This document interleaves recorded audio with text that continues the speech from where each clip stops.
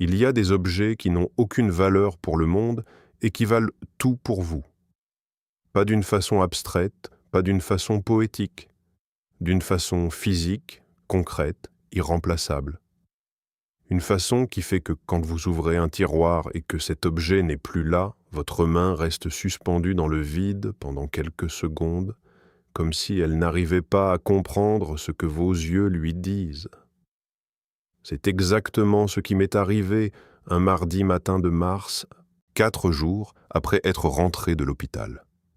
J'avais ouvert la petite boîte en bois de noyer que je gardais sur la commode de la chambre depuis 52 ans. Une boîte que j'avais fabriquée moi-même au début de notre mariage, dans l'atelier. Elle avait un couvercle qui glissait avec ce léger frottement propre au bois bien ajusté, ce son qu'on reconnaît comme une voix familière. À l'intérieur, il y avait toujours les mêmes choses, quelques lettres pliées dans leurs enveloppes, un ruban de soie stéréo-ivoire, une photographie et l'alliance de mariage de Colette. Pas la mienne, la sienne. Je garde la mienne au doigt. Je ne l'ai jamais retirée depuis le jour où elle me l'a passée, il y a 52 ans, dans la petite église du 5e arrondissement de Lyon, avec ce sourire qu'elle avait et que je n'ai jamais vu sur aucun autre visage de toute ma vie. L'alliance de Colette, elle, je la gardais dans cette boîte depuis le jour de sa mort. Parce qu'il m'avait semblé juste qu'elle repose là, dans quelque chose que j'avais construit de mes propres mains, entouré de ses lettres et de sa photographie. Pas dans un tiroir quelconque, pas dans un écrin de bijoutier, dans cette boîte-là.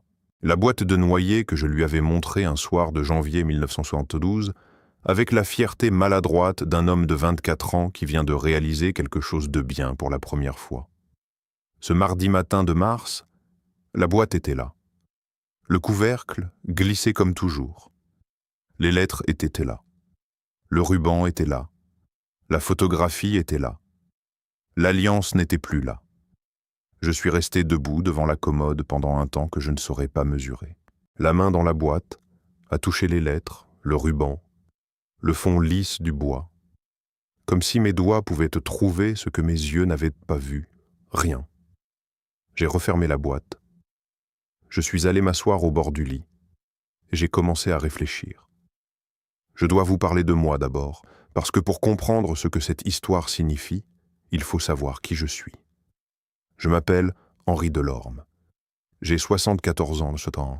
J'habite au 12 de la rue Paul Bert, dans le 3e arrondissement de Lyon, dans un appartement que Colette et moi avions choisi ensemble il y a plus de 30 ans parce qu'il avait une grande pièce avec une lumière du Nord qui convenait parfaitement au travail de restauration.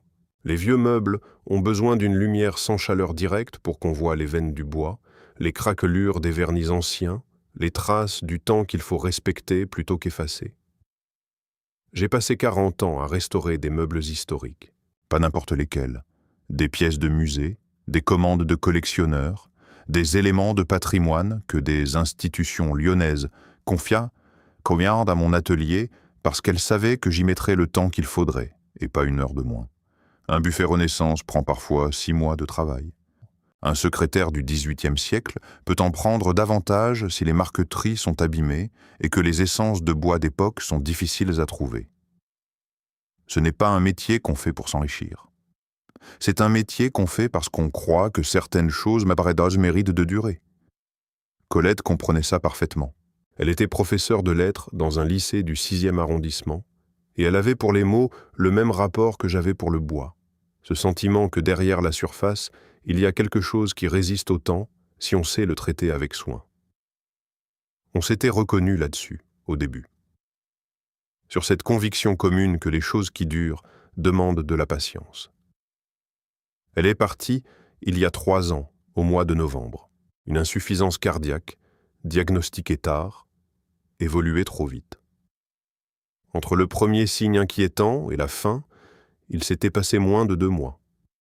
Je n'avais pas eu le temps de me préparer, et je ne crois pas qu'on puisse jamais vraiment se préparer à ça de toute façon, peu importe le temps qu'on vous donne. Depuis, je vis seul, rue Paul Bert. Mon fils Mathieu vient quand il peut. Il habite dans le 6e avec Élise, sa femme. Ils ont tous les deux des emplois du temps chargés. Mathieu travaille dans la gestion logistique pour une entreprise de distribution régionale. Des horaires longs, beaucoup de déplacements, le genre de travail qui mange les journées sans qu'on s'en rende compte. Élise gère la comptabilité d'une petite agence immobilière du côté de la Pardieu. Ils sont ensemble depuis presque 15 ans, mariés depuis 12. Après la mort de Colette, c'est Élise qui avait pris les choses en main naturellement.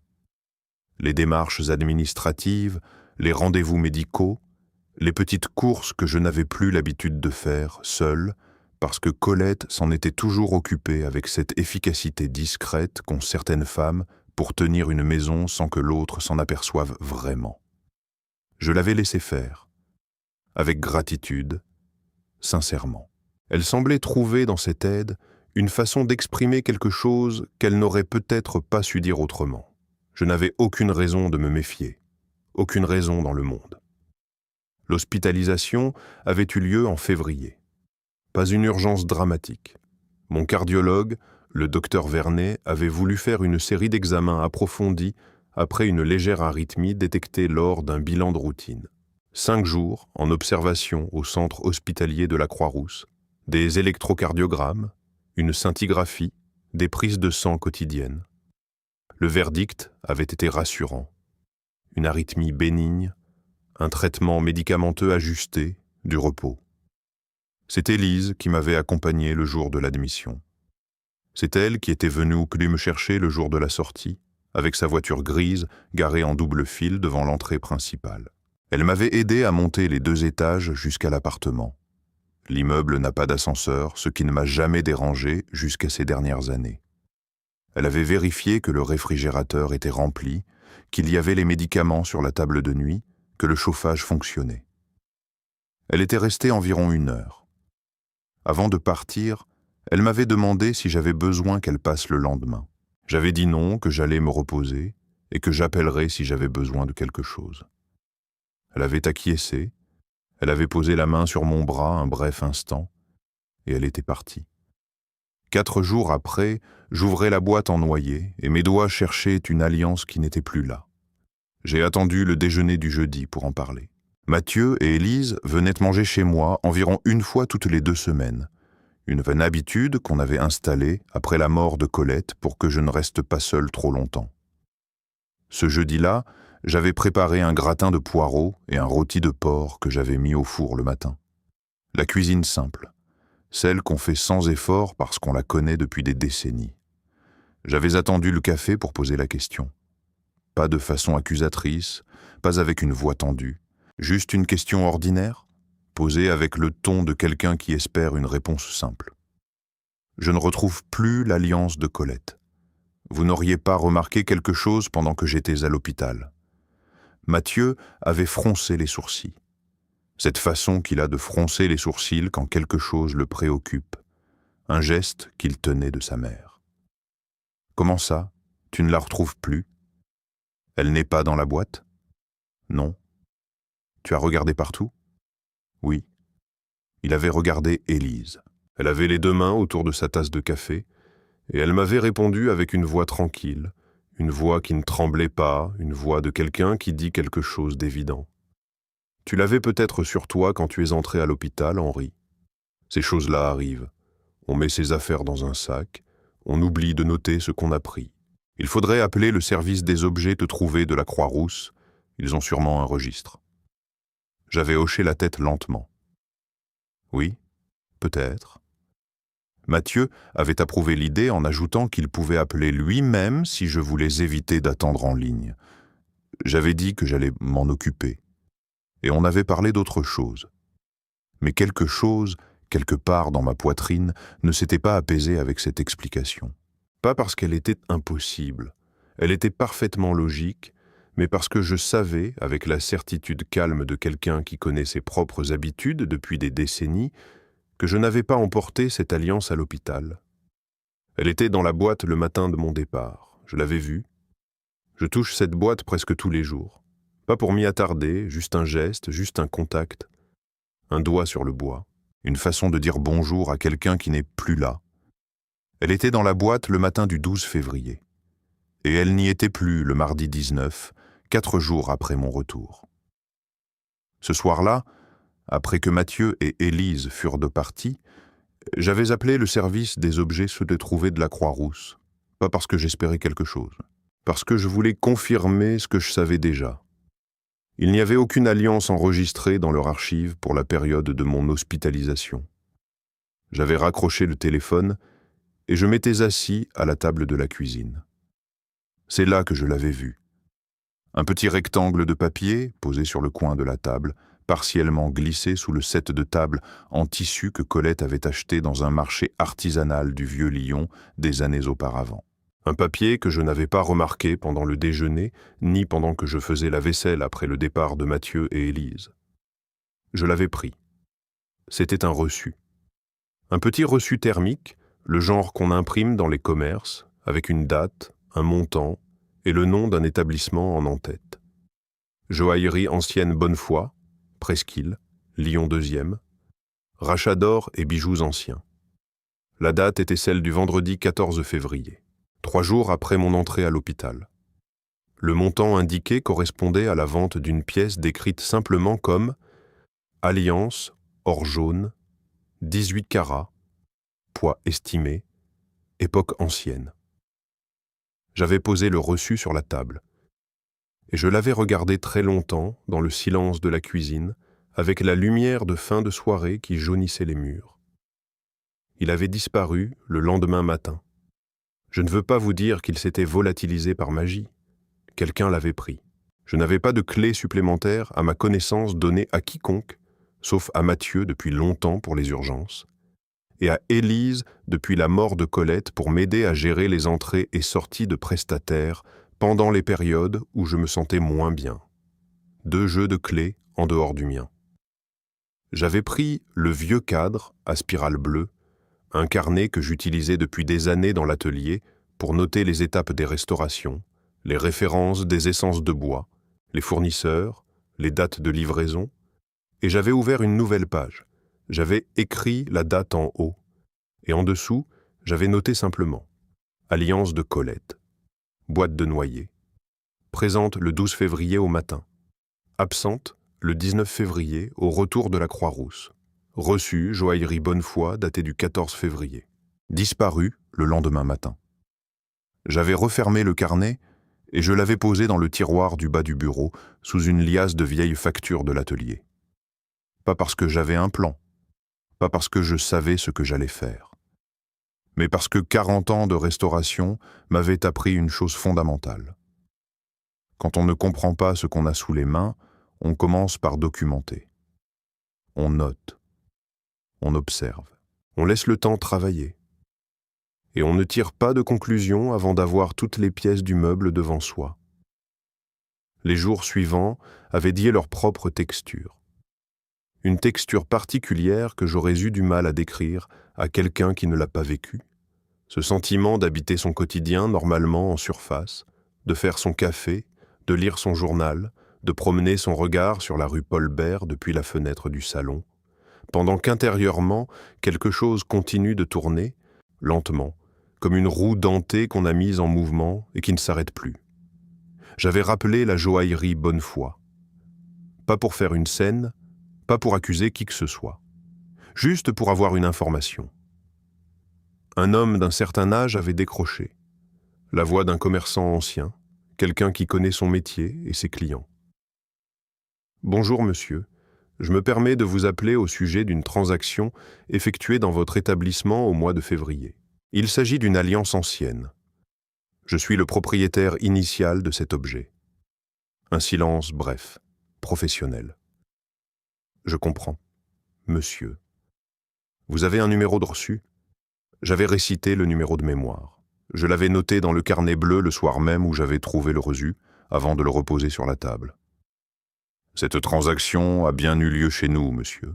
Mais je dois vous dire que nos politiques de confidentialité ne nous permettent pas de divulguer l'identité de la personne qui a effectué la vente sans un cadre légal approprié. Je comprends. Je ne vous demande pas l'identité. Je voudrais juste savoir si l'alliance est encore dans votre établissement ou si elle a déjà été revendue. Nouveau silence. Elle est encore chez nous, monsieur. Nous la conservons généralement pendant quelques semaines avant de la proposer à la vente ou à la refonte. Si vous souhaitez exercer un droit sur cet objet, je vous conseille de prendre contact avec un conseil juridique. J'avais remercié l'homme et raccroché. Elle était encore là.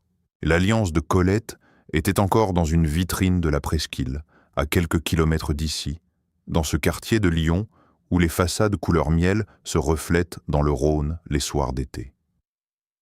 Je n'avais pas pleuré ce soir-là. Pas parce que je n'en avais pas envie, mais parce qu'il y a des émotions trop denses pour les larmes. Elles restent en vous. Elles s'installent dans la poitrine comme quelque chose de lourd et de chaud à la fois, et vous les portez sans pouvoir les déposer.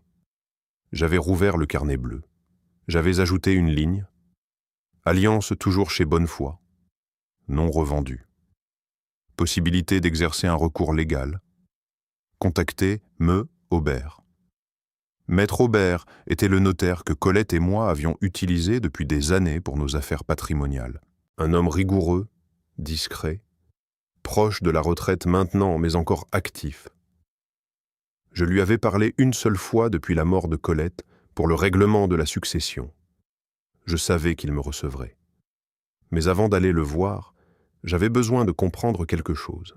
Quelque chose qui ne figurait dans aucun document, qui ne s'achetait et ne se vendait nulle part, mais qui était peut-être la clé de toute cette histoire. Pourquoi ? Pas dans le sens d'une accusation. Pas encore, pas à ce stade. Mais dans le sens d'une question humaine, adulte, que je me posais à moi-même dans le silence de cet appartement où Colette avait vécu pendant 30 ans et où chaque objet portait encore quelque chose d'elle. Élise était quelqu'un de bien. Je l'avais cru pendant des années, et rien dans son comportement visible ne m'avait donné de raison concrète d'en douter. Elle avait de l'attention, de la constance, cette façon de faire les choses sérieusement qui inspire confiance naturellement. Mais quelque chose s'était passé, et cette chose avait une date, le 14 février, et une adresse, la presqu'île, et un montant imprimé sur un petit rectangle de papier thermique qui avait disparu de ma table de cuisine. Le lendemain matin, en prenant mon café, j'avais regardé par la fenêtre la rue Paul Bert qui s'éveillait. Un boucher ouvrait son rideau métallique en face. Un homme passait à vélo, le col relevé contre le froid de mars. Une vieille dame sortait son chien, lentement, avec la précaution de ceux qui savent que le trottoir peut être glissant. Lyon, le matin, a cette qualité particulière. Une lumière qui arrive doucement entre les immeubles, cette lumière du couloir entre Rhône et Saône qui n'appartient qu'à cette ville. Colette aimait ce moment-là. Elle disait que Lyon, le matin, était la ville la plus honnête de France parce qu'elle ne cherchait pas à en faire trop. J'avais bu mon café jusqu'à la dernière gorgée. J'avais rincé la tasse. Et j'avais rouvert le carnet bleu pour la 3e fois en une semaine. Il y avait quelque chose que je n'avais pas encore noté. Quelque chose qui me revenait maintenant que j'y repensais. Un détail du jour où Élise était venue me chercher à la Croix-Rousse. Un détail si ordinaire sur le moment que je n'y avais accordé aucune attention. En arrivant dans l'appartement, tandis qu'elle aidait à porter mon sac dans la chambre, elle avait posé la main sur la commode un bref instant. Juste une fraction de seconde. Comme quelqu'un qui vérifie quelque chose sans vouloir que ça se voie. Je n'avais pas eu besoin de réfléchir longtemps pour comprendre ce qu'elle avait vérifié. Ce que je ne comprenais pas encore, ce que je mettrais encore plusieurs semaines à découvrir, c'était la raison qui l'avait poussée là. Une raison qui n'était pas celle que j'imaginais. Une raison qui allait rendre toute cette histoire beaucoup plus compliquée à traverser qu'une simple question de vol ou de malhonnêteté. Parce que certaines erreurs ne naissent pas de la cupidité. Elles naissent de quelque chose de plus difficile encore à regarder en face. Il y a une chose qu'on apprend quand on travaille le bois depuis des décennies. Les dégâts les plus importants ne sont jamais ceux qu'on voit en premier. La surface peut sembler intacte, le vernis peut briller, les proportions peuvent paraître parfaites. Mais quand on pose la main à plat sur un vieux meuble et qu'on presse doucement, on sent parfois quelque chose bouger à l'intérieur. Une mortaise disjointe, une âme de bois qui a travaillé en silence pendant des années jusqu'au point de rupture. C'est exactement comme ça que cette histoire m'est apparue progressivement. Pas d'un coup, par pressions successives, par petites résistances internes que je sentais sans encore pouvoir les nommer. Les jours qui avaient suivi la découverte du reçu avaient une couleur particulière, pas sombre, pas encore. Plutôt cette couleur intermédiaire qu'a la lumière quand un nuage passe devant le soleil sans tout à fait l'obscurcir. On continue à voir, on continue à se déplacer, mais quelque chose dans la qualité de l'air a changé. J'avais repris mes habitudes rue Paul Bert avec une attention différente. Le café le matin, la lecture, les promenades courtes que mon cardiologue m'avait recommandées pour ménager le cœur sans l'immobiliser. Mais maintenant, en parallèle de tout ça, il y avait le carnet bleu. Je l'avais sorti du tiroir du bas du bureau et je l'avais posé sur la table de travail, dans la grande pièce à lumière du Nord qui avait été mon atelier pendant des années et qui maintenant servait surtout de bibliothèque et d'espace de lecture. L'atelier proprement dit, je l'avais fermé 2 ans après la mort de Colette. Pas parce que je ne pouvais plus travailler. Mes mains étaient encore bonnes, ma vue encore suffisante avec les lunettes. Mais parce que travailler seul dans cet espace où nous avions eu tant de conversations, où elle venait parfois s'asseoir sur le tabouret haut près de l'établi pour me parler de ses journées au lycée, pendant que je ponçais ou collais, c'était une forme de silence que je n'avais pas encore appris à habiter. Ce matin-là, j'avais couvert le carnet à la 3e page. Les 2 premières étaient couvertes de mes notes habituelles sur des restaurations anciennes, des références de fournisseurs, des observations techniques, et j'avais commencé à écrire non plus seulement des faits, mais des impressions. Parce que les faits, j'avais commencé à les avoir. Ce qui me manquait encore, c'était de comprendre leur texture, leur contexte, ce qu'ils révélaient sur les semaines et les mois précédents que j'avais traversés sans vraiment regarder ce qui se passait autour de moi. La première chose que j'avais notée ce matin-là était un souvenir de novembre. Élise et Mathieu étaient venus dîner ici, peu après l'anniversaire de la mort de Colette. Un dîner simple, tranquille, comme on en avait pris l'habitude. Mais à un moment de la soirée, alors que Mathieu était allé répondre à un appel professionnel sur la terrasse, Élise et moi étions restés seuls quelques minutes à table. Elle avait regardé autour d'elle, ce regard qu'ont les gens quand ils évaluent un espace sans vouloir que ça se voie, et elle avait dit quelque chose que j'avais entendu sans vraiment l'enregistrer. « Vous avez de très belles choses ici, Henri. Certaines pièces ont beaucoup de valeur, vous savez. Il faudrait peut-être penser à les faire estimer, pour l'assurance. » J'avais répondu quelque chose de vague, du genre « oui, peut-être, un jour ». Et Mathieu était revenu, et la conversation avait bifurqué vers autre chose. Maintenant, assis devant le carnet bleu, cette phrase me revenait avec une résonance différente. Il faudrait peut-être penser à les faire estimer, pour l'assurance. J'avais noté ça. Date approximative, novembre, après l'anniversaire. Contexte. Seuls à table, Mathieu, absent. Remarque spontanée sur la valeur des objets de l'appartement. Ce n'était peut-être rien. Cette phrase pouvait être parfaitement innocente. Une préoccupation pratique, une suggestion logique de la part d'une femme qui travaille dans l'environnement immobilier et financier et qui pense naturellement à ces choses-là. Je me l'étais dit sur le moment et je me le disais encore maintenant. Mais le problème avec les détails qu'on commence à collectionner, c'est qu'ils n'ont plus l'air isolés une fois qu'on les pose côte à côte. J'avais passé la matinée dans la grande pièce, à marcher lentement entre les meubles que j'avais gardés de l'atelier, une armoire bourguignonne du 17e que j'avais restaurée pour un collectionneur et qu'il m'avait finalement vendue parce qu'il déménageait, un secrétaire de style empire avec ses bronzes dorés que j'avais remis en état pour un musée de la région avant qu'ils décident de ne pas le conserver dans leur collection, quelques chaises d'époque, une console en bois de cerisier. Des objets que j'aimais non pas pour leur valeur marchande, mais parce que j'avais mis mes mains dedans, parce que je savais exactement quel bois se cachait sous quel vernis, quelle réparation avait été faite et par qui. Des objets qui avaient une valeur, effectivement, une valeur réelle, pas négligeable. Je n'y avais jamais pensé en ces termes-là. Pour moi, Il faisait partie du décor de ma vie, au même titre que les livres de Colette dans la bibliothèque ou que la table de cuisine où nous avions mangé pendant 30 ans. Mais vu de l'extérieur, vu avec les yeux de quelqu'un qui ne partage pas cette histoire, il représentait peut-être autre chose. Le lendemain, j'avais pris le tramway jusqu'à la presqu'île pour aller voir Maître Aubert.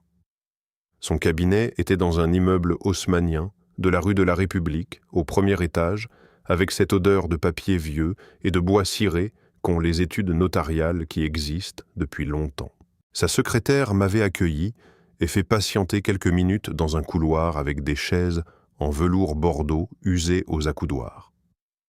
Maître Aubert était un homme de 69 ans, avec des lunettes à monture épaisse et une façon de vous écouter qui donne l'impression que votre problème est le seul problème qui existe dans le monde pendant le temps où vous parlez. C'est une qualité rare. Colette l'avait remarqué avant moi lors de notre première rencontre avec lui, des années auparavant. Je lui avais tout expliqué, pas en dramatisant, pas en cherchant des effets, juste les faits dans l'ordre. La boîte de noyer, l'alliance absente, le reçu de la joaillerie Bonnefoy, la date, le montant. La disparition du reçu. Il m'avait écouté sans m'interrompre, les mains croisées sur le bureau, les yeux fixés quelque part entre son sous-main et mon visage. Ce regard des gens qui écoutent vraiment, qui ne sont pas déjà en train de formuler leurs réponses pendant que vous parlez encore. Quand j'avais terminé, il avait pris un moment. Henri, je dois vous dire d'abord que ce que vous décrivez constitue potentiellement un préjudice réel sur un bien qui vous appartient. L'alliance de votre épouse fait partie de votre patrimoine personnel depuis son décès. Personne n'avait le droit de la vendre sans votre consentement explicite. Je sais. Mais je dois aussi vous poser une question, et j'aimerais que vous y répondiez honnêtement, pas pour moi, mais pour vous. Est-ce que vous avez une certitude sur l'identité de la personne qui a effectué cette transaction? J'avais réfléchi un moment. Une vraie réflexion, pas de façade. Je n'ai pas de certitude. J'ai des éléments qui convergent vers une direction. Mais une convergence n'est pas une preuve. Il avait hoché la tête comme si cette réponse lui convenait mieux qu'une accusation directe. Alors voilà ce que je vous suggère. Dans un premier temps, nous pouvons exercer un droit de récupération sur l'objet auprès de la joaillerie Bonnefoy, sur la base de votre titre de propriété. C'est une démarche civile, discrète, qui ne constitue pas une accusation pénale. Dans un second temps, si vous souhaitez aller plus loin, nous examinerons les options disponibles. Mais pour ça, il vous faudra du temps et des éléments plus solides. Du temps, j'en ai. Et les éléments, je commence à les rassembler. Il m'avait regardé avec une attention particulière. Vous tenez un journal de tout ça? Un carnet? Oui. Continuez. Datez chaque entrée. Notez les faits, pas les interprétations. Les faits seulement. J'étais reparti de la rue de la République avec quelque chose qui ressemblait à un début de plan. Pas un plan de bataille, ce n'était pas ce que je cherchais. Juste un chemin. Une direction. Si vous regardez cette vidéo depuis le début et que cette histoire résonne avec quelque chose que vous avez traversé ou que vous observez autour de vous, prenez un moment pour vous abonner à cette chaîne. Ces récits existent pour rappeler que les situations les plus difficiles ne sont pas toujours les plus visibles et que parfois la dignité se défend en silence, avec un vieux carnet et beaucoup de patience. Abonnez-vous, activez la notification et restez avec nous. Je reprends. C'est à peu près à cette période que j'avais commencé à mieux observer Élise, non pas avec méfiance ouverte, mais avec cette attention particulière qu'on développe quand on sait qu'on cherche quelque chose sans encore savoir exactement quoi. Elle continuait à passer régulièrement. 2, parfois 3 fois par semaine, pour les courses, pour m'accompagner à un rendez-vous médical de suivi, pour vérifier que tout allait bien. Ces visites n'avaient pas changé en fréquence. Mais moi, j'avais changé dans ma façon de les recevoir. Je regardais ses mains, où elle posait les courses, quel tiroir elle ouvrait naturellement sans me demander, comment elle se déplaçait dans l'appartement, avec la liberté de quelqu'un qui se sent chez lui, pas avec la retenue d'une invitée. Ce n'était pas anormal en soi. Elle venait ici depuis des années, elle connaissait les lieux, mais maintenant que j'y prêtais attention, quelque chose dans cette familiarité avait une tonalité légèrement différente. Un jeudi de mars, en fin d'après-midi, elle était venue déposer les courses et avait proposé de rester pour le thé. Nous nous étions installés au salon, et pendant qu'elle cherchait les tasses dans le placard de la cuisine, j'avais entendu un bruit, le bruit discret d'un tiroir qu'on ouvre et qu'on referme. Pas le tiroir des tasses, un autre tiroir, celui du buffet de l'entrée, où je gardais en général des documents divers, des relevés, des factures courantes. Quand elle était revenue au salon avec les tasses, son visage était parfaitement calme, serein. Elle avait posé les tasses, elle avait versé le thé, elle avait demandé si j'avais vu le médecin cette semaine. J'avais répondu normalement.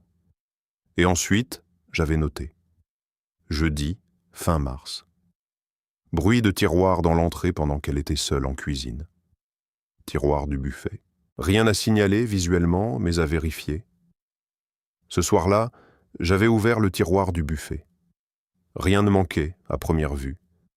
Mais quelque chose avait été déplacé. Un classeur de relevés bancaires n'était plus dans le bon ordre.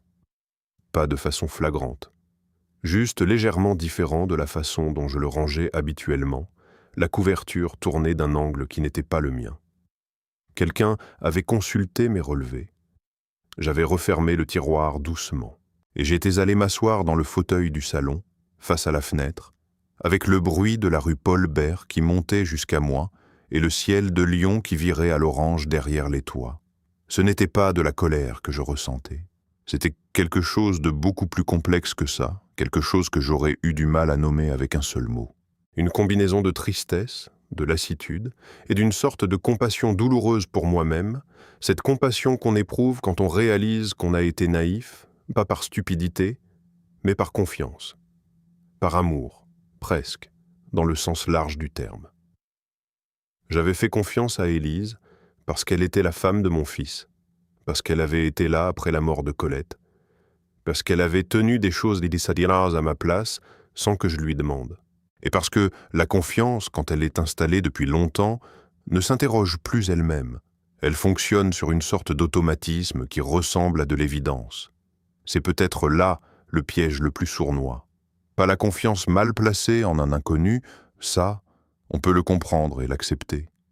Mais la confiance mal placée en quelqu'un qu'on croyait connaître, quelqu'un dont on pensait avoir compris le fond. Le vendredi suivant, j'avais retrouvé pour déjeuner un ancien collègue, François Merle, restaurateur lui aussi, maintenant entièrement retraité, qui habitait dans le 4e arrondissement et avec qui j'avais travaillé sur plusieurs commandes importantes dans les années 90. Un homme direct, économe de ses mots, avec des mains comme les miennes. Larges, marquées. Les mains de quelqu'un qui a passé sa vie à travailler des matières résistantes.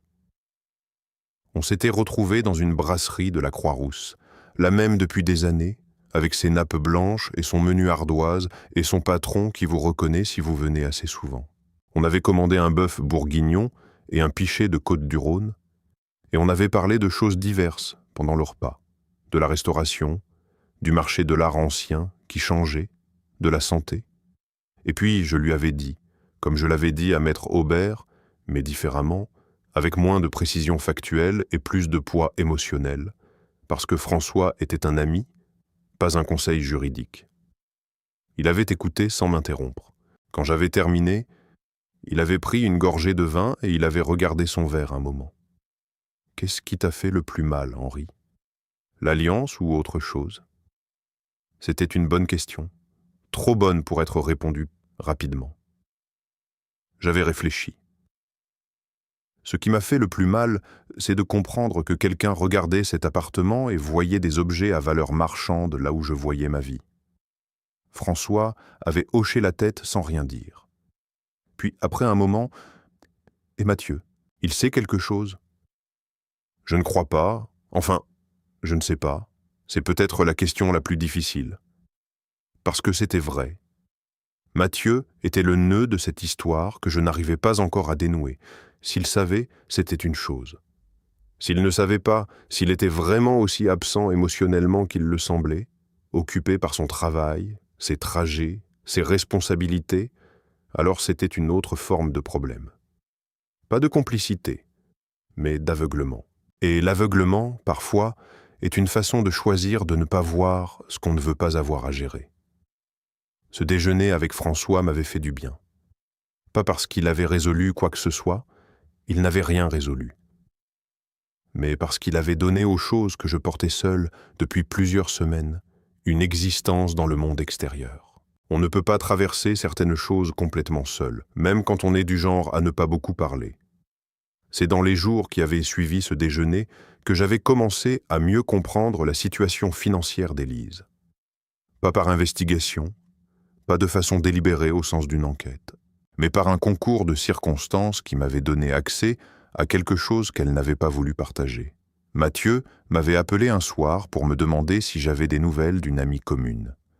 Une femme que Colette et moi connaissions depuis des années, qui avait travaillé dans le même lycée qu'elle. En parlant, la conversation avait bifurqué vers des questions pratiques sur l'appartement, et Mathieu avait dit quelque chose qui m'avait arrêté. Elle a eu des problèmes avec son agence, avait-il dit en parlant d'Élise, d'une façon qui suggérait qu'il pensait que je savais déjà de quoi il parlait. Elle t'en a parlé ? Non, j'avais dit prudemment. Ah, elle ne voulait peut-être pas en faire trop. C'est compliqué, une histoire de redressement fiscal sur des comptes professionnels. Ça prend du temps à régler. J'avais dit quelque chose de neutre et j'avais laissé Mathieu continuer. Et au fil de ce qu'il m'avait dit sans vraiment s'en rendre compte, parce qu'il pensait que je savais déjà, parce qu'il faisait cette erreur courante de supposer que les informations circulent dans une famille comme l'eau dans des tuyaux communicants. J'avais compris les grandes lignes. L'agence immobilière où travaillait Élise avait fait l'objet d'un contrôle fiscal l'automne précédent. Des irrégularités avaient été relevées dans la comptabilité dont elle était responsable. Le redressement n'avait pas encore abouti à une mise en cause personnelle directe, mais la pression était réelle. Et ses revenus, dans l'attente de la résolution, avaient été partiellement bloqués en garantie par son employeur. Mathieu ne semblait pas mesurer pleinement la gravité de la situation, ou peut-être qu'il la mesurait et qu'il avait choisi de ne pas me la transmettre avec tout son poids. Ou peut-être qu'Élise lui avait présenté les choses de façon à minimiser l'inquiétude. Après avoir raccroché, j'étais resté assis un long moment dans le silence de l'appartement. Voilà la raison. Pas la cupidité au sens froid du terme, pas quelqu'un qui planifie froidement de dépouiller un vieil homme. Quelqu'un qui se noie et qui attrape ce qu'il trouve à portée de main. Ce n'était pas une absolution. Je voulais être clair avec moi-même sur ce point. Comprendre une raison ne signifie pas excuser un acte. L'alliance de Colette avait été prise, vendue, et ce geste avait une réalité indépendante de la détresse qui l'avait motivé. On ne répare pas une faute en expliquant les conditions de sa naissance. Mais quelque chose avait changé dans la façon dont je portais cette histoire. Elle était devenue plus complexe, plus lourde à la fois, et moins facile à classer dans la case simple de la malhonnêteté délibérée. J'avais ouvert le carnet bleu et j'avais écrit longuement ce soir-là. Pas des faits seulement, des réflexions, des questions, des observations sur la façon dont les gens prennent de mauvaises décisions, non pas parce qu'ils sont fondamentalement mauvais, mais parce qu'ils sont coincés quelque part entre la peur et l'orgueil, entre la nécessité et l'incapacité d'en parler. Élise avait eu un problème grave. Un problème qui menaçait peut-être sa situation professionnelle, sa stabilité financière, et qui avait des conséquences sur son couple avec Mathieu qu'elle ne pouvait pas encore mesurer pleinement. Et au lieu d'en parler, à Mathieu, à moi, à n'importe qui, elle avait regardé autour d'elle et elle avait pris la chose la plus proche, la chose la moins susceptible d'être réclamée immédiatement. Un anneau d'or dans une boîte de bois, dans l'appartement d'un vieil homme seul qui venait de rentrer de l'hôpital. Ce que j'avais du mal à supporter n'était pas tant le geste lui-même, aussi blessant qu'il fût, que ce qu'il révélait sur la façon dont elle me percevait, ou plutôt sur la façon dont elle percevait ma situation. Un homme âgé, affaibli, récemment hospitalisé, dont la mémoire pouvait être questionnée, dont les affirmations pouvaient être relativisées. Quelqu'un à qui on pouvait dire « tu l'as peut-être oublié à l'hôpital » avec une voix douce et sereine et une bonne chance d'être cru. J'avais fermé le carnet. Je m'étais levé. J'avais fait le tour de l'appartement lentement. La grande pièce, la chambre, la cuisine, l'entrée, en posant la main sur les objets au passage. L'armoire bourguignonne, le secrétaire Empire. La table de cuisine avec ses marques et ses rainures accumulées en 30 ans de repas quotidiens. La commode de la chambre avec la boîte de noyer dessus, vide de ce qu'elle devait contenir. Ces objets étaient ma vie, pas des biens à valeur marchande, ma vie.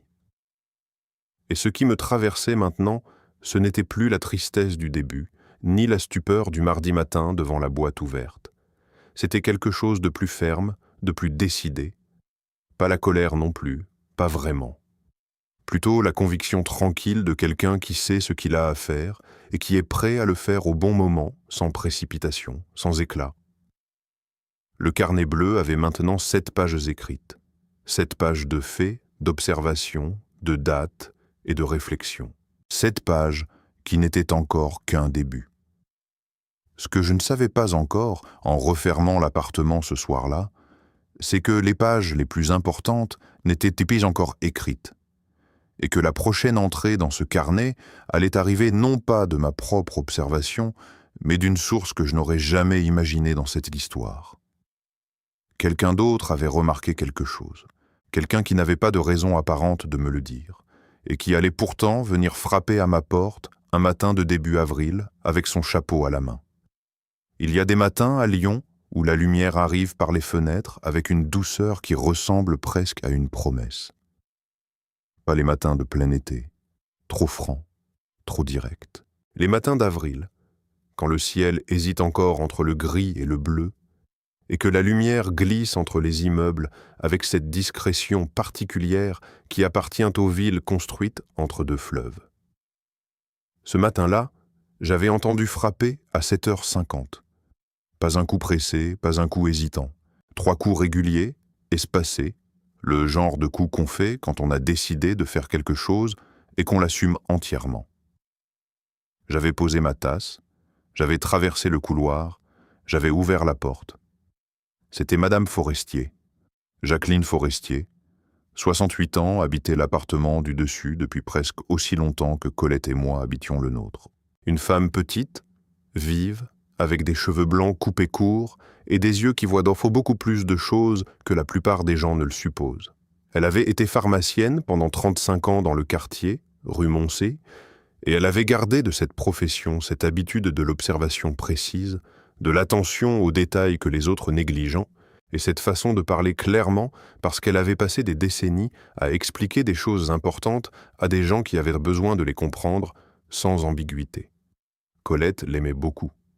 Elles prenaient le café ensemble le jeudi matin, une habitude qu'elles avaient installée dès la première année et qui avait duré jusqu'à la fin. Depuis la mort de Colette, Madame Forestier et moi nous croisions dans l'escalier, échangions quelques mots, mais sans jamais vraiment prolonger les conversations. Pas par froideur, par une forme de discrétion mutuelle et respectueuse. Ce matin-là, elle tenait à la main un petit sac en tissu, les commissions du marché, visiblement, qu'elle avait faites avant de venir frapper à ma porte. Elle avait l'air de quelqu'un qui a réfléchi à ce qu'il allait dire et qui veut le dire avant de changer d'avis. « Henri, excusez-moi de vous déranger à cette heure. Est-ce que vous avez quelques minutes ?»« Bien sûr. Entrez, je vous fais du café. » Elle avait secoué la tête. « Non, merci. Je vais être brève parce que je ne veux pas vous compliquer la vie avec des suppositions. Je vais juste vous dire ce que j'ai vu, et vous en ferez ce que vous voudrez. » On s'était installé dans l'entrée, debout, parce qu'elle avait clairement l'intention de repartir rapidement. Et elle m'avait dit, le mardi 18 février, le lendemain du jour où j'avais ouvert la boîte de noyer et trouvé l'alliance absente, elle avait croisé Élise dans l'escalier vers 9h du matin. Ce n'était pas inhabituel en soi. Élise venait régulièrement et Madame Forestier la connaissait de vue. Mais ce matin-là, Élise portait un petit sac à main rigide qu'elle n'avait pas en arrivant.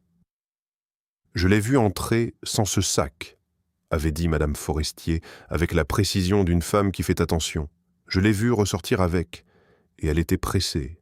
Pas de la façon naturelle d'une personne qui a quelque chose à faire, d'une façon qui ressemblait davantage à de l'empressement. » J'avais écouté sans l'interrompre. « Je ne sais pas ce qu'il y avait dans ce sac, Henri, et je ne porte pas d'accusation. Mais depuis quelques semaines, je me demandais si je devais vous en parler. Et j'ai fini par décider que oui. Si ça ne signifie rien pour vous, vous oubliez que je vous l'ai dit. Je l'avais regardé un moment. Ça signifie quelque chose.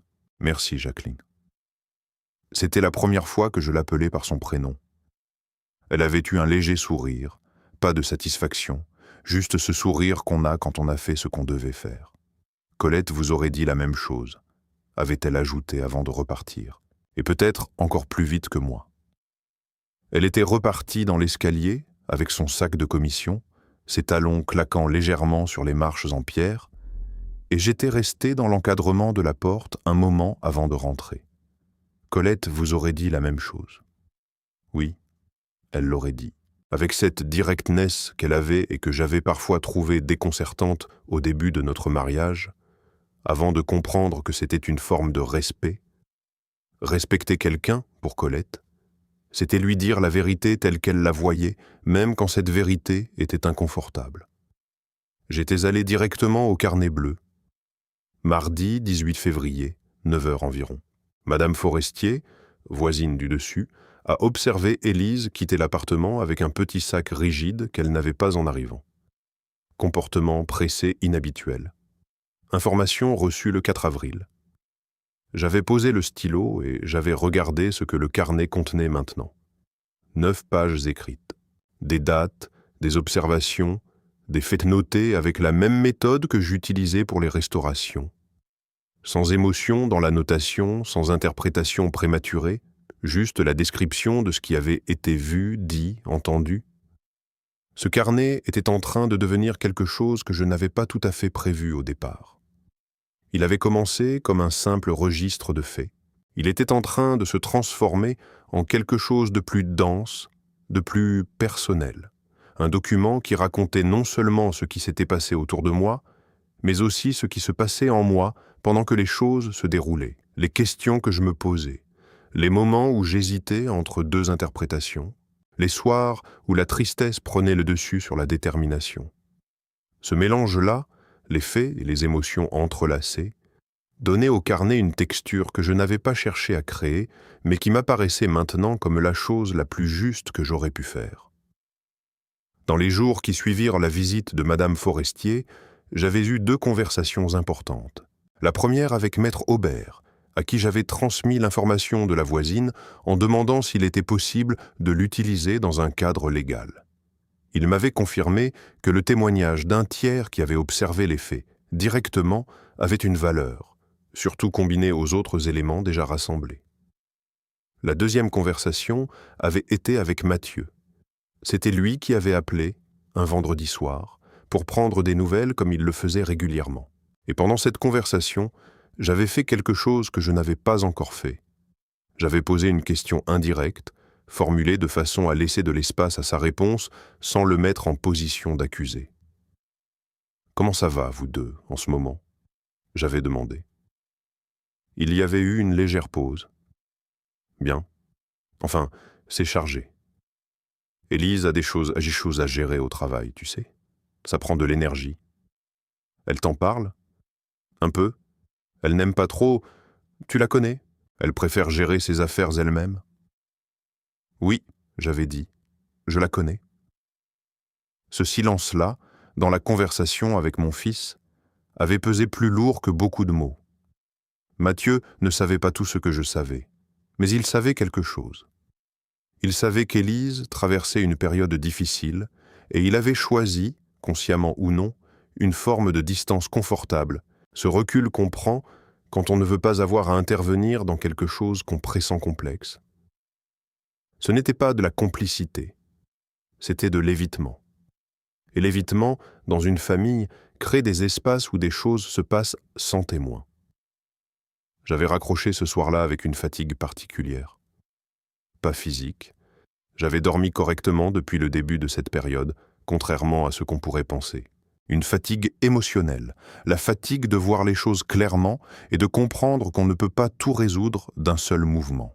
Si vous êtes encore là à regarder cette histoire, si vous avez suivi Henri depuis le début, alors vous savez déjà que ce récit n'est pas une histoire de crime ou de tribunal. C'est une histoire sur ce que la confiance coûte quand elle est trahie et sur ce qu'il faut de courage pour ne pas s'effondrer quand ça arrive. Si vous n'êtes pas encore abonné à cette chaîne, je vous invite à le faire maintenant.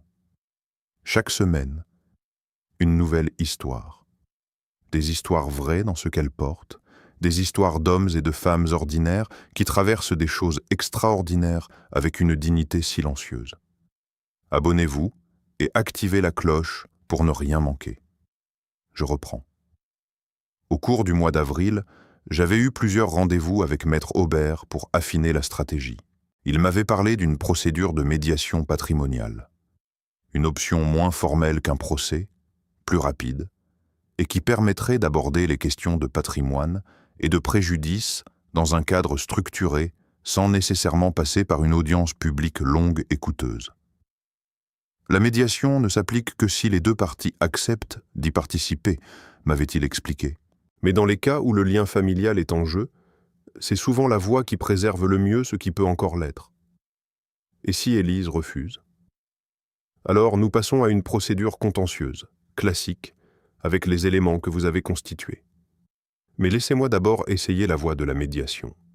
Parfois, la simple lettre d'un notaire qui expose les faits suffit à changer la disposition d'esprit des gens. Il avait raison. Parfois, la clarté d'un document officiel fait ce que des conversations n'arrivent pas à faire. Elle rend les choses réelles d'une façon qu'on ne peut plus nier ni retarder. La lettre avait été envoyée à Élise en recommandé, début mai. Je n'avais pas été informé immédiatement de sa réaction. Maître Aubert gérait les échanges. Mais Mathieu m'avait appelé 3 jours après l'envoi, avec dans la voix quelque chose de tendu que je n'avais pas entendu souvent chez lui. « Papa, il faut qu'on parle. »« Je t'écoute. »« Élise a reçu une lettre de ton notaire. Elle m'a tout dit ce soir, sur l'alliance, sur le redressement fiscal, sur... » Il avait marqué une pause. « Sur tout ce qu'elle n'avait pas dit depuis des mois. » J'avais laissé le silence s'installer un moment avant de répondre. « Est-ce que tu veux qu'on se voie ? » ?»« Oui. »« Mais pas ici ? Pas dans l'appartement ? Est-ce que je peux venir chez toi demain ? » ?»« Bien sûr. » Il était arrivé le lendemain en fin de matinée, seul, sans Élise. Il avait son manteau de travail encore sur les épaules, en sonnant à la porte, comme s'il était venu directement depuis le bureau, sans prendre le temps de rentrer chez lui d'abord. Je l'avais fait entrer. J'avais fait du café. Ce geste automatique, ce réflexe d'hospitalité qui reste intact même dans les moments difficiles. On s'était assis à la table de cuisine, lui face à moi, avec les tasses, entre nos mains, et l'appartement silencieux autour de nous. Mon fils avait 49 ans. Je le regardais parfois avec cette superposition étrange que connaissent les pères. Voir à la fois l'homme présent et toutes les versions précédentes qui ont existé avant lui, le garçon de 10 ans qui ramenait des pierres de la Saône dans ses poches, le jeune homme de 20 ans avec ses ambitions et ses maladresses, l'adulte de 30 ans au mariage duquel j'avais tenu le bras de Colette pendant 2 heures parce qu'elle ne voulait pas pleurer et que c'était plus facile si elle avait quelque chose à serrer. Ce matin-là, à la table de ma cuisine, il avait les yeux d'un homme qui venait de prendre une mesure de quelque chose qu'il avait évité de mesurer pendant trop longtemps. « Elle m'a tout dit », a-t-il répété. Le contrôle fiscal, la mise en garantie des revenus, les dettes qu'elle avait accumulées pour maintenir les apparences pendant qu'elle cherchait à régler ça. Et l'alliance. Il s'était arrêté sur ce dernier mot. Elle a dit qu'elle pensait que tu ne t'en apercevrais peut-être pas, que tu aurais pu croire que tu l'avais égarée à l'hôpital. Je sais.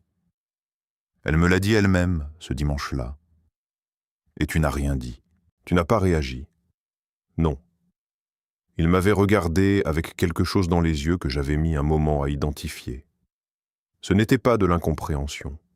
C'était de l'admiration mêlée de honte, l'admiration d'un fils pour un père qui a gardé sa dignité dans une situation qui aurait justifié qu'il perde son calme, et la honte de quelqu'un qui réalise qu'il a contribué, par son absence émotionnelle, à créer les conditions dans lesquelles tout ça avait pu se produire. Papa, j'aurais dû voir ce qui se passait, avec elle, avec sa situation. Je rentrais tard, j'avais des projets, des déplacements. Je ne regardais pas vraiment. Non, j'avais dit doucement. Tu ne regardais pas. Ce n'était pas une accusation, c'était un constat. Et la différence entre les deux, au ton, était perceptible. Parce que Mathieu n'avait pas levé la garde en l'entendant, il avait baissé les épaules, ce qui est une façon du corps d'accepter quelque chose de vrai. « Qu'est-ce qui va se passer maintenant ?» avait-il demandé. « Il y a une procédure de médiation proposée par Maître Aubert. Si Élise accepte d'y participer, on règle les questions de patrimoine dans un cadre structuré. La joaillerie a toujours l'alliance. Elle peut être récupérée légalement. Et au-delà de ça, j'avais pris une gorgée de café avant de répondre. Au-delà de ça, Mathieu, c'est entre vous deux. C'est votre mariage, votre vie. Ce n'est pas à moi de décider comment vous la reconstruisez ou si vous la reconstruisez. » Il avait hoché la tête lentement. Et puis, après un moment de silence, « Est-ce que tu lui en veux vraiment ?» C'était une vraie question. Pas rhétorique. Une vraie demande de comprendre ce que je portais. J'avais réfléchi honnêtement. Je lui en veux pour le geste, pas pour la raison du geste. Je comprends la panique financière, je comprends qu'on prend de mauvaises décisions sous pression. Mais elle a regardé cette boîte, et elle a vu quelque chose qu'elle pouvait prendre. Et cette façon de me regarder, de regarder ma vie, ma mémoire, ma femme disparue, comme quelque chose de disponible, ça, c'est ce qui a été le plus difficile à porter. Mathieu n'avait rien dit pendant un long moment. Il regardait sa tasse. Elle n'a pas réalisé ce que représentait cette alliance pour toi? Non. Ou alors, elle a choisi de ne pas y penser, ce qui revient peut-être au même. On avait fini nos cafés sans parler davantage. Ce n'était pas un silence gêné, c'était un silence de deux personnes qui ont dit ce qu'il y avait à dire et qui laissent maintenant les mots faire leur chemin. Avant de partir, Mathieu avait posé la main sur mon épaule un bref instant. Pas longtemps. 2, 3 secondes. Mais avec une pression dans cette main qui disait plus de choses que n'importe quel discours. Il était reparti dans l'escalier. J'avais entendu la porte de l'immeuble se refermer au rez-de-chaussée. Je m'étais levé et j'étais allé dans la grande pièce à lumière du nord. J'avais ouvert le carnet bleu à la dernière page écrite et j'avais ajouté une entrée. Mathieu est venu. Il sait tout maintenant. Il a posé les bonnes questions. Il a écouté les réponses. C'est un début.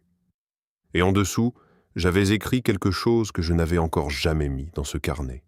Une pensée qui ne concernait pas les faits, pas la procédure, pas les personnes impliquées. Une pensée pour moi seul. Colette aurait su gérer ça mieux que moi. Ou peut-être pas mieux, différemment. Elle aurait trouvé les mots plus vite. Moi, je trouve les mots dans le bois, dans les mortaises, dans les veines d'un panneau qu'on ponce doucement. Elle les trouvait dans les livres, dans les phrases des autres. Mais on arrivait au même endroit, à la fin. On a toujours fini par arriver au même endroit. J'avais refermé le carnet. Par la fenêtre, Lyon continuait sa journée.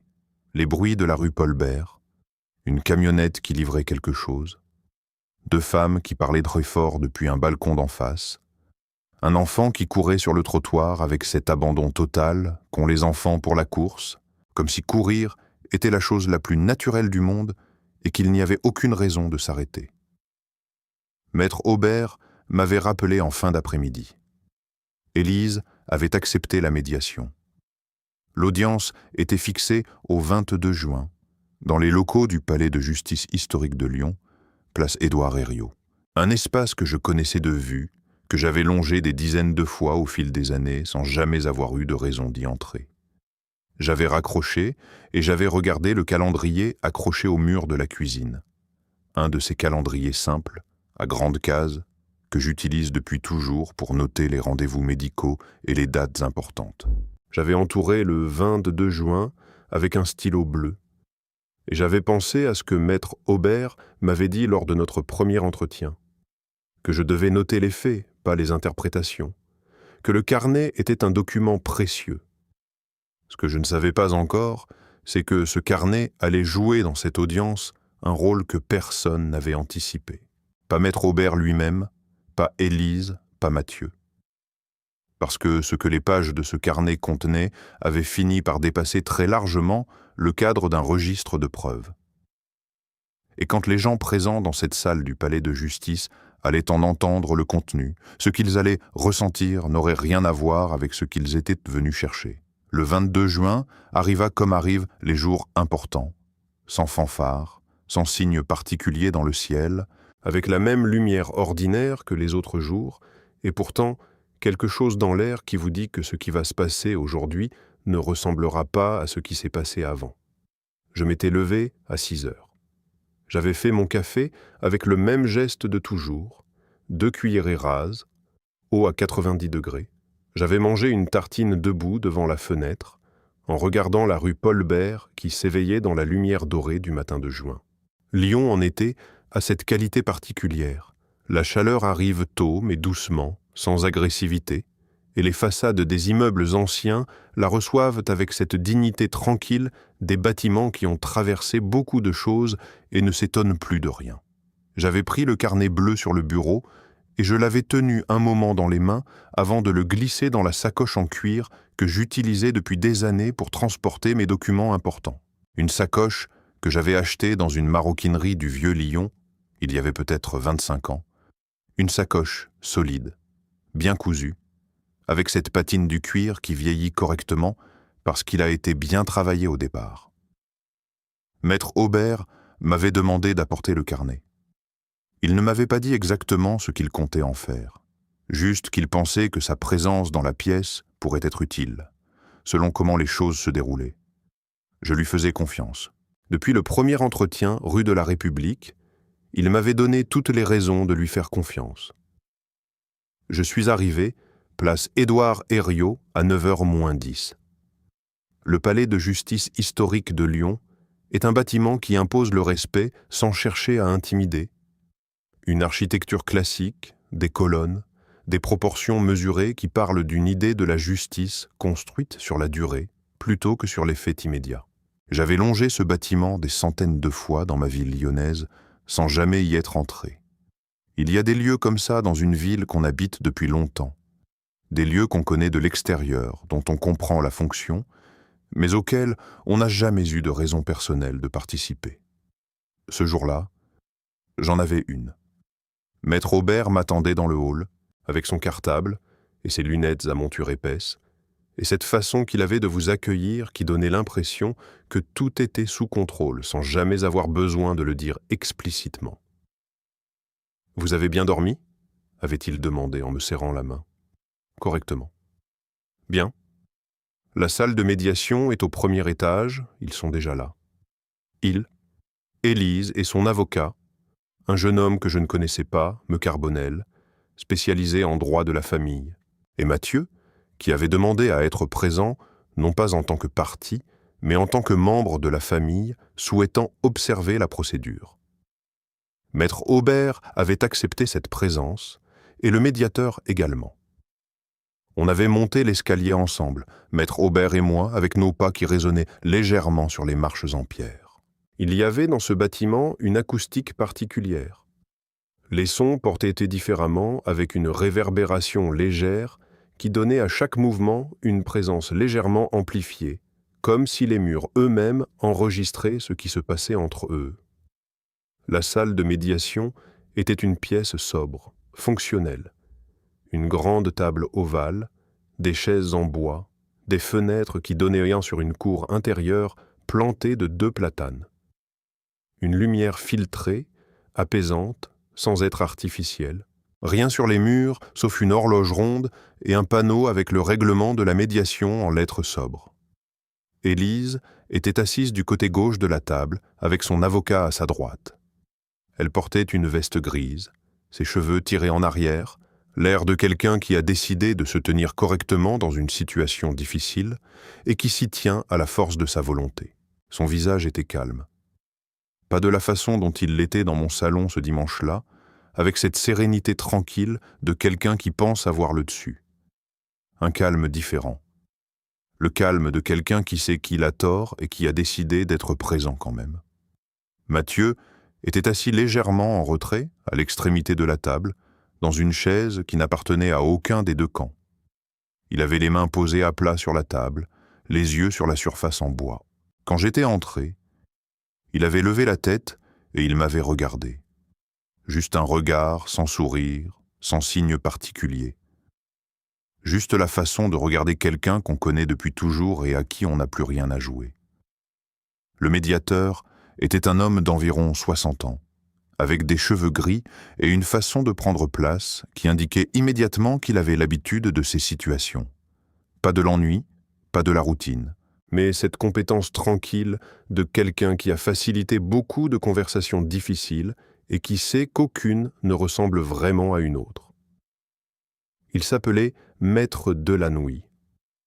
Il avait commencé par rappeler le cadre, confidentialité, bonne foi attendue des deux parties, objectif de trouver une résolution mutuellement acceptable plutôt qu'un jugement imposé. Sa voix était égale, sans aspérité, le genre de voix faite pour des pièces comme celle-ci. Maître Aubert avait commencé par exposer les faits, clairement, chronologiquement, sans emphase excessive.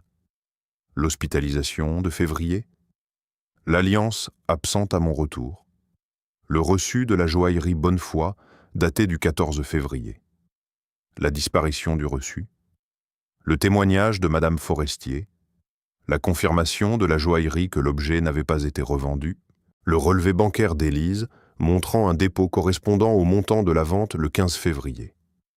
Me Carbonel avait écouté sans interrompre. Quand Maître Aubert avait terminé, il avait pris la parole avec mesure. Ma cliente ne conteste pas les faits présentés. Elle reconnaît avoir pris l'objet et l'avoir vendu à la joaillerie Bonnefoy dans un moment de grande difficulté financière personnelle. Elle exprime des regrets sincères pour les conséquences que cet acte a eues sur la famille et sur Monsieur Delorme en particulier. Je regardais Élise pendant qu'il parlait. Elle avait les yeux baissés sur la table, les mains croisées devant elle. Ces mains que j'avais vues des dizaines de fois dans mon appartement, dans ma cuisine, posées sur mes tiroirs, sur mes commodes, des mains que j'avais regardées sans les voir vraiment pendant des années parce que je pensais connaître la personne à qui elles appartenaient. Maître Delanoüy s'était tourné vers moi. « Monsieur Delorme, souhaitez-vous prendre la parole ?» J'avais regardé Maître Aubert. Il avait hoché la tête légèrement, un signe de go, discret, professionnel. J'avais posé les mains sur la table et j'avais dit simplement « oui », mais pas de la façon habituelle. Je voudrais, si vous le permettez, lire quelques pages de ce carnet. J'avais sorti le carnet bleu de la sacoche et je l'avais posé sur la table devant moi. Maître Delanoüy avait regardé l'objet, puis moi. « C'est un document que vous avez constitué dans le cadre de cette affaire ? » « C'est un document que j'ai constitué pour essayer de comprendre ce qui m'arrivait. Ce n'est pas une liste de preuves, c'est autre chose. » Il y avait eu un bref échange de regards entre les deux avocats. Maître Carbonel avait acquiescé d'un mouvement de tête, pas d'objection. « Vous avez la parole, monsieur Delorme. » J'avais ouvert le carnet à la première page marquée, et j'avais commencé à lire. Pas les entrées factuelles, pas les dates et les montants, et les observations notées avec la précision d'un technicien. J'avais lu les autres passages, ceux que je n'avais pas écrits pour une procédure, ceux que j'avais écrits pour moi. J'avais lu la nuit du mardi, quand j'avais tenu la boîte de noyer vide dans mes mains et que je m'étais souvenu du soir où je l'avais fabriquée, en 1972, avec du bois de noyer que j'avais choisi moi-même dans le stock de l'atelier, parce que le noyer avait cette couleur chaude qui ressemblait à quelque chose d'important sans que je sache encore exactement à quoi. J'avais écrit que j'avais 24 ans cette année-là, et que je ne savais pas encore vraiment ce que signifiait construire quelque chose pour quelqu'un d'autre. Que je l'avais appris avec le temps, que cette boîte était peut-être le premier objet que j'avais fait avec l'intention explicite qu'il survive à ma propre utilité. La pièce était silencieuse.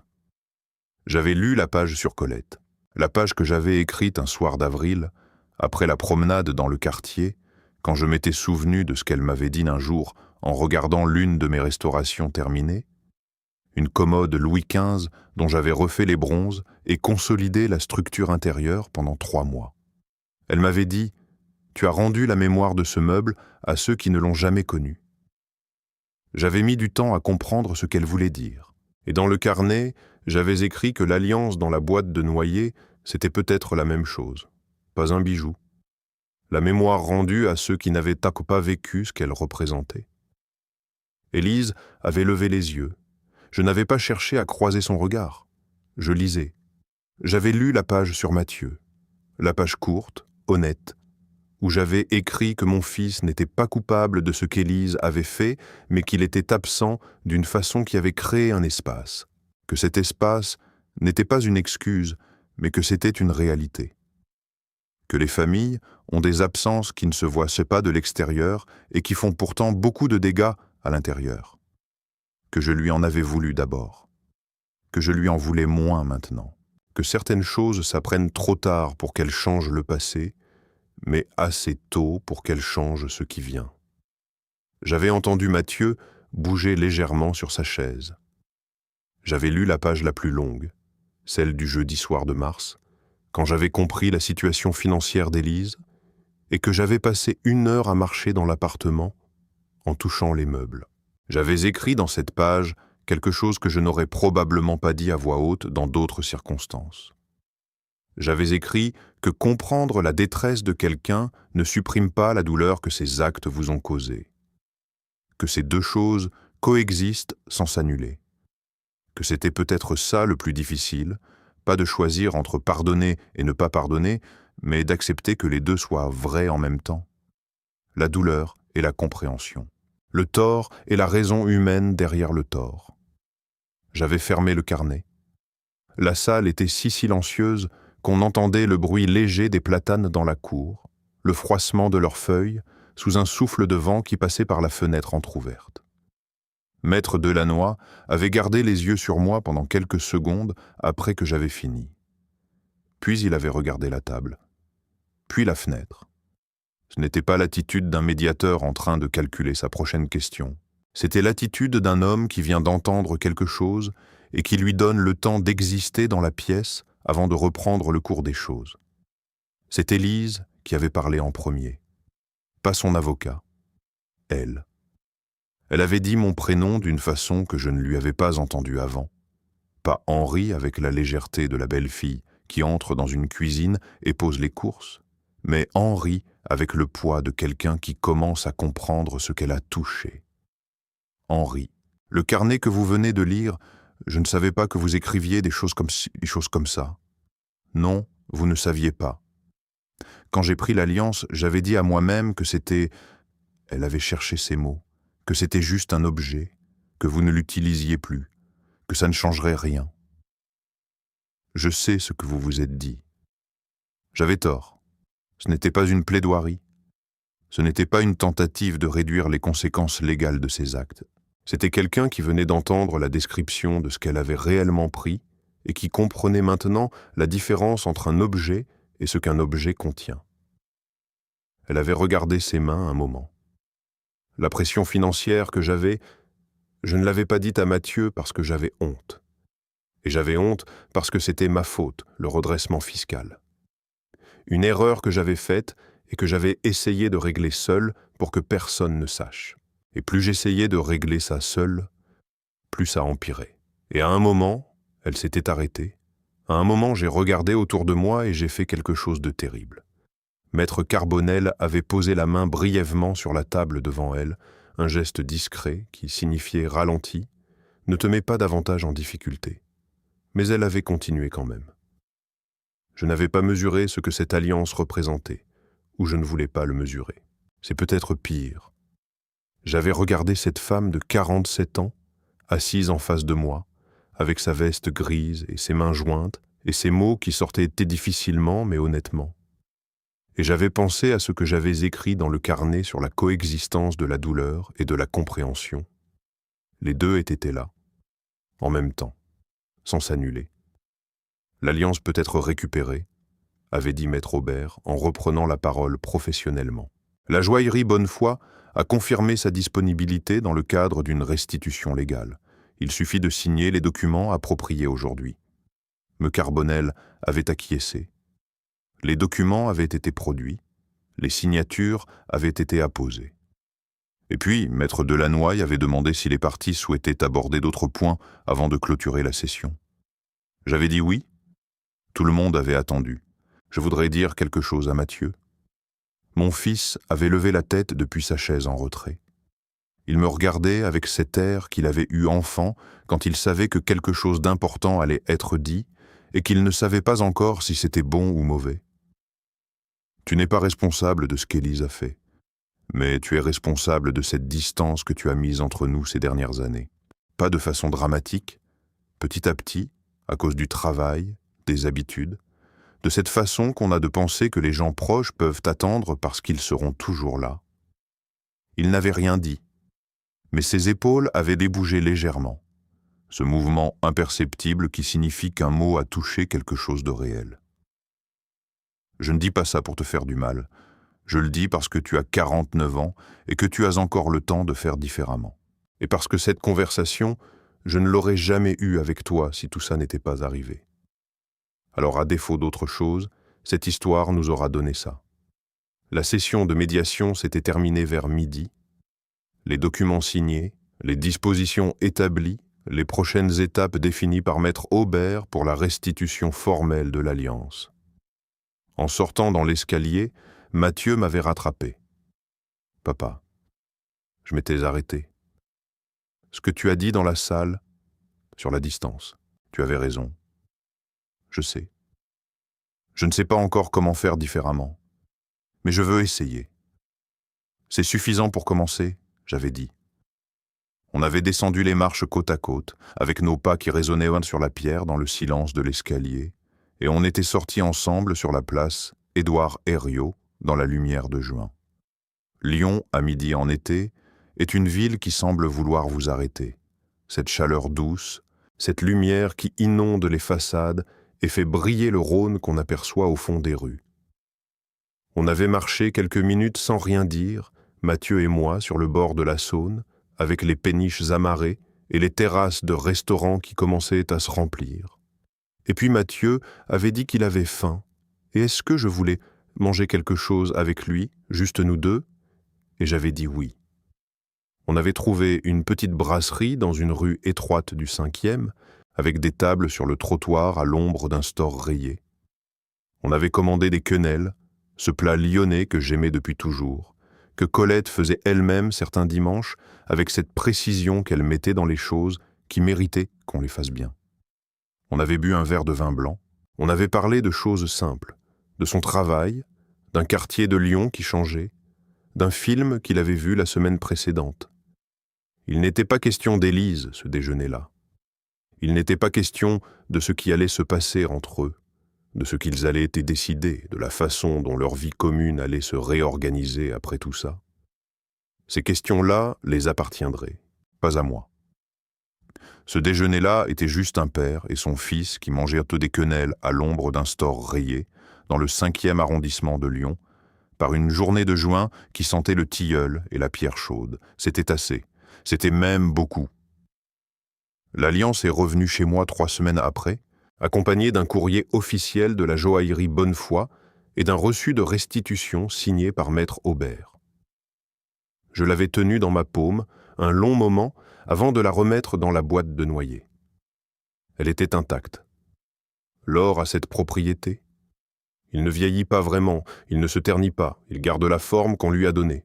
L'alliance de Colette était exactement comme je me souvenais d'elle, simple, sans ornement, avec juste nos initiales et la date de notre mariage gravée à l'intérieur, des lettres si petites qu'il fallait l'approcher de la lumière pour les lire.